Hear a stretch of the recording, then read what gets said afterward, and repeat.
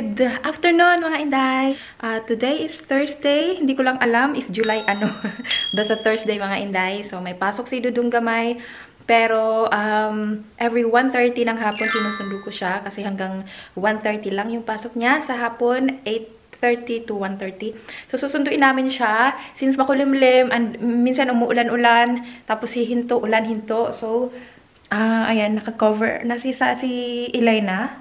Para hindi siya mabasa ng ulan. Ayan, ito din may cover na to. So, ito yung nakaganda sa stroller niya. So, ayan, anytime if uulan, if aaraw, ready. Ayan, may payong siya if aaraw siya. So, ako magdadala lang ako ng payong. Tapos, dinala ko yung ganito ni XAVY. So, if ever ayaw niya maglakad, so, pwede siyang, ayan, mag-stand lang dito. Tapos, may wheel din na isasabit dito. So, ayan, si Inahan magtutulak. So, okay lang naman kasi, ano siya, yung magaan siya itulak, hindi siya yung mabigat na, ayan, itulak. Tapos, pag liliko pa kanan or pakaliwa, mabilis siya. So, very handy yung stroller na to. So, paano mga Inday? And, papakita ko na lang yung kapaligiran if makapag-video ako maya-maya. And, see you later!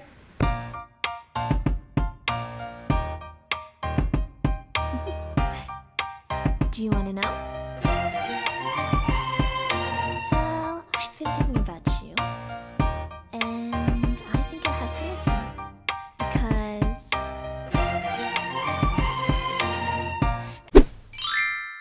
Hi guys! Welcome! Sahmar, welcome to our channel! Family Ritsma! So, ito yung buhay namin mga Inday. Tignan nyo naman sa Inday Val. So, umulan? Kanina! Kaya ayan, medyo basa yung payong mga Inday. Tapos, ngayon, tumigil na naman. Kaya nilagyan ko si Elena ng ganito. Kasi, tigil ulan yung ulan. Tigil ulan. Tigil ulan. Tama, tigil ulan nga. So, ayan, mabuti na maging ready. Tapos mamaya, since ngayon huminto, maya-maya yan, uulan din. So, ayun mga Inday, malapit na kami sa bahay.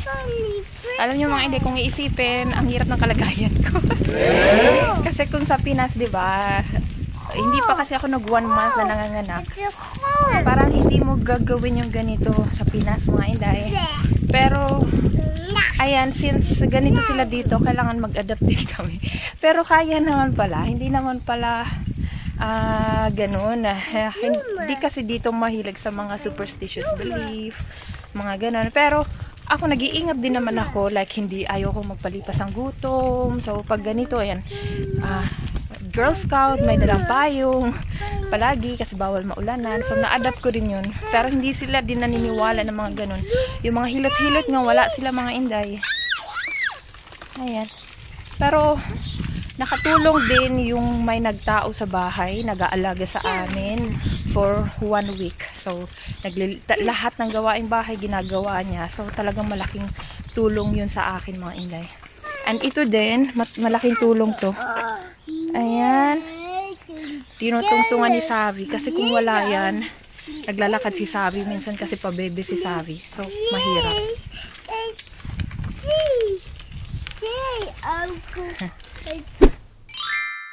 Finally, nasa bahay na kami mga Inday. So, inano ko na kasi baka mainitan sobra siya. Kasi tingnan niyo yung nilalagay ito. Plus mayroon pa nito. Oh, wow! Yeah. May ano daw siya. May regalo siya. May classmate siguro siya na mag-birthday. What is it? Ayan. Oh, yeah. Is this? Because it's warm. Yeah, it's warm. Oh, in the hall. In the hall? Okay, in the stool chest. Ayan. Turuan nating hindi masyadong magkakalat. Yeah. Uma is this. Yeah, can you sit here? So the camera will... Yeah. Wow. Look at your nose.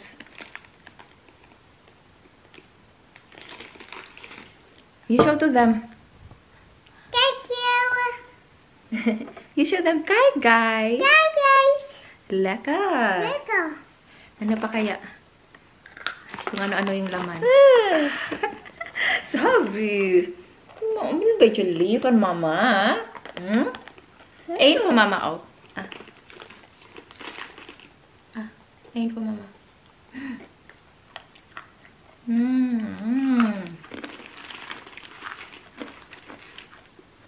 Yung nakaano lang kasi hindi na ako mag-worry. Napakainin siya ngayon kasi pinapakain sila ng lunch sa school. Diba? Have you allocated? Look. Have you allocated? Yeah. What have you... Look. Broad. Ayan, kumain daw siya. Broad. What? No? Alin, broad? Yeah. Uncle Bear. Pear. And? Yeah. Have you also drinken? Yeah, milk. Yan, milk daw. Inunom niya. Look. Ayan, medyo makalat yung lababo namin mga Inday kasi malilate na si Dudong kanina. Ayan. So, ayan mga Inday. Kanina kasi maulan. Yung hindi kagaya ngayon kasi medyo humina yung ulan. Tapos hihinto. Tapos tutuloy uli. Kaninang umaga malakas yung ulan kaya si Dudong yung naghatid kay XAVY. And sabi ko, wag mo nang, kasi usually nilalagay niya dito palagi pag umaga before siya mag-work. So, nakaayos na to dito. So, ngayon sabi ko, wag mo nang ilagay kasi nga siya yung maghahatid kay XAVY. Kawawa naman. Late na nga. So, palagi yun siya pag siya naghahatid kay XAVY. Kasi, 8:30, diba? Tapos, yung pasok niya, 8:15. So, 8:30 yung paghatid kay XAVY, pero pwedeng mag-early ng 8:15. So, kung 8:15, ta-travel pa siya papunta sa school. So, late na talaga siya. Makakarating siya mga 8:20 or 8:30. So, late na siya ng 10 or 15 minutes, mga Inday. Kaya palagi yan siya nagtitext sa boss niya. And alam naman yun ng boss niya na ganun nga kasi bagong panganak ako. And nga pala mga Inday, may nagtanong pala sa akin bakit daw hindi naka-paternity leave si Dudong. Kasi di ba nanganak ako Thursday, pero Wednesday hindi na siya nakapasok. Wednesday, Thursday, Friday, hanggang Friday ako ng hapon sa ospital. So mga 5 in the afternoon nakauwi na kami sa bahay. Tapos, Saturday, Sunday, hanggang Friday, may nagtao dito. Yun yung taga-maternity care, mga Inday. Groot? Yeah. Ayan mo eh. Mom, ik Zo. een grote fles. Een man van groot. Ja. Deze. Nee, het is alleen kleine. Omdat deze ook kleine. Kijk maar. Deze kleine. Daarom het kleine. Oh. Ja. So, ayan, balik tayo nga, Inday. So, ayun na nga, Saturday, Sunday, hanggang Friday the next week, may nagtao dito. Sila yung taga-maternity care. Free siya from insurance. So, sila yung nagbabantay kay baby, nagmamonitor, pati sa akin, minumonitor ako. So, lahat-lahat, blood pressure, yung temperature ko, yung tahi ko, if okay. And, pati yung pag-monitor kay baby. So, lahat. Ngayon, so, the next 2 week, Monday to Friday yun ay, Saturday to Friday yun, may nag-ano dito. So, nag-work na nun si Wibe from Monday to Friday up to now. Kasi nga, nung week after na matapos na yung maternity care dito, sabi ko, kasi nag-discuss kami if i-avail ba niya yung paternity leave, kaagad-kaagad. Sabi ko, assess ko muna yung katawan ko, if kaya. Ngayon, dumating na yung 1 week, to be exact, 8 days. Dumating yung 8 days, okay. Okay naman yung pakiramdam ko, mga Inday. And, well, kumbaga, fully recovered ako. Masasabi kong fully recovered ako. Kasi kain, tulog lang yung ginawa ko. So, ayun, sabi ko, mga Inday, pwede naman mag-work siya. Kasi nga, okay naman ako. Tapos, yung plan kasi is, pwede kasi yun, i-avail yung paternity leave, 27 days ata. Tama, 27 days. Pwede siyang i-avail straight. Pwede din siyang i-scattered mo siya. So, yung namin, yung iplinan namin is, scattered siya. So, the next school year, hanggang sa maubos siya, and plus, may 9 days pa kay XAVY, kasi dati hindi naubos yung kay XAVY. So, may 9 days pa siya, so 27 plus 9 days. So, may 36 days siya total. So, yung gagawin niya is, every week. Yeah. Every week mga Inday, instead na 5 days yung work niya, ifo 4 days niya. So, every week, may nababawas na 1 day. So, in a month, 4 days. So, for 4 days, 4, 8, 12, 16, 20, 24, 28, 32, 36. So, 9 months. So, in 9 months, mga Inday, mag-work siya 4 days lang. Kasi nga, yung 1 day, yun, yung in-scattered niya, hindi niya kasi in-avail na fully. In one time, yung, ano na yun, yung days na yun. What is that?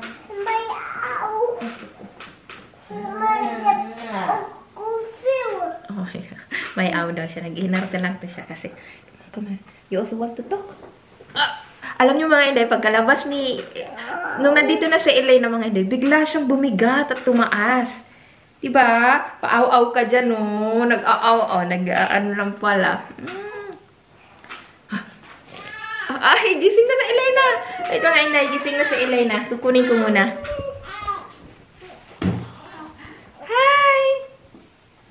You say hi.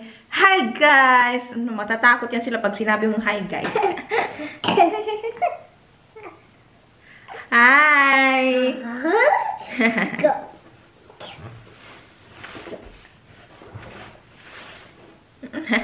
Hello, guys. Meet our little Elena. Okay. Yeah, thank you, Valifi. Hi. Di pa siya gutom, feeling ko. Kasi if gutom siya, grabe yung iyak nito. Nainitan lang siguro siya. Oh, tingnan nyo naman. Hello. Oh my gosh. Nilipat niya sa kanya. Ay! Natumba yung camera, mga Inday. Trap. Hi, guys. Okay. Gising na talaga siya. Ayan. Ano, hindi ko siya sinuutan ng dito tsaka dito kasi ay, sobrang init na nito. Mayroon kasi siyang nakaganon. Plus yung sa stroller niya. So, dalawang magkapatong yun. Sabi ko baka mainitan siya sobra. So, ayan. Ayan yung OOTD ni Inday. OOTD ni Inday gamay. Hello! Ay, gutom na to pag ganito.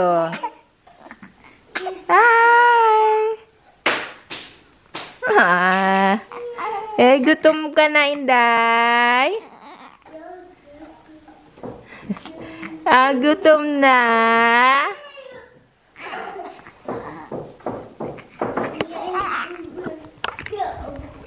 Mga Inday, magre-ready lang ako ng milk. So, para pag after ko magpa-breastfeed, diretso na siya, dede. Kasi, mahirap pag mamaya pa ako gumawa after. Tingnan nyo, gosh, tingnan nyo, oh, umakit na siya sa table. Ito nga pala regalo to ng kapatid ni Ate Neribe. Tapos may ano pa siya. Ayan. Ito regalo to ng Pinay friend namin na yung pinagdalhan ni Dudong ng vegetables.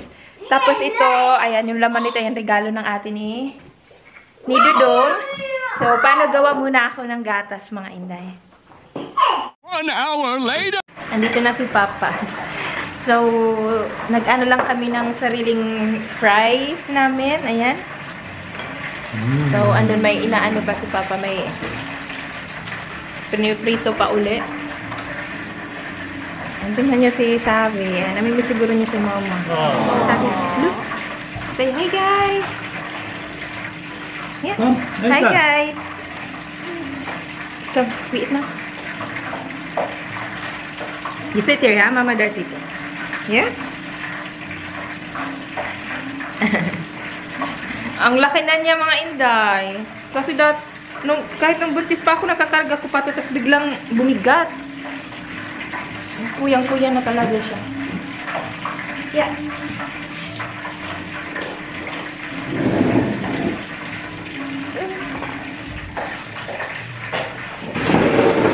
So, paano kakain muna kami, mga Inday? Ganito dito, nauna muna nila to, tapos susunod nila yun, yung parang kumbaga sa ating ulam. Nablasa, sabi?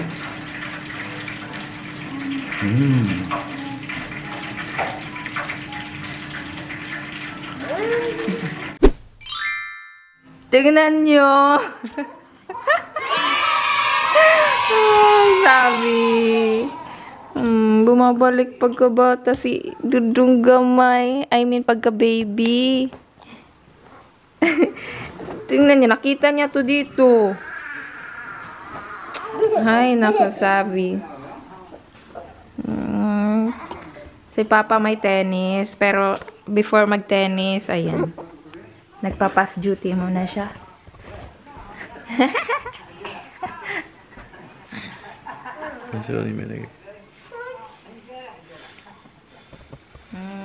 Ay, Lena! Hello.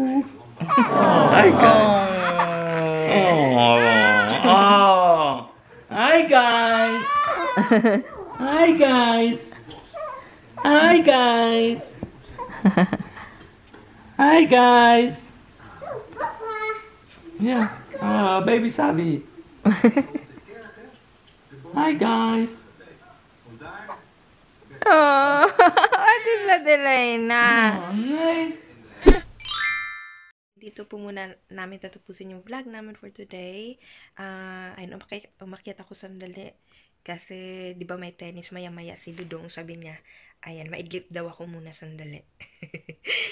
So, that's all for today. And next video na lang po, next vlog na lang po tayo magsha-shoutout mga Inday.